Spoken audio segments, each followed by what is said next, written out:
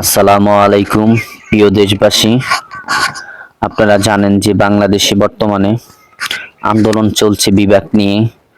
তো নোয়াখালী অঞ্চলের মানুষ যখন ঢাকায় আন্দোলন সংগ্রাম করে যখন ঢাকা থেকে রওনা দিয়েছে বাড়ির উদ্দেশ্যে, তখন হাসনাত আবদুল্লাহর নেতৃত্বে কুমিল্লায় একটি টিম গঠন করে নোয়াখালী বিভাগের যে যানবাহনটি রয়েছে যানবাহনে হামলা করেছে। আপনারা দেখেছেন যানবাহনে হামলা করে গাড়ি ভাঙচুর করে দিয়েছে, অনেক গাড়ি জ্বালিয়ে দিয়েছে, অনেক মানুষকে মেরেছে।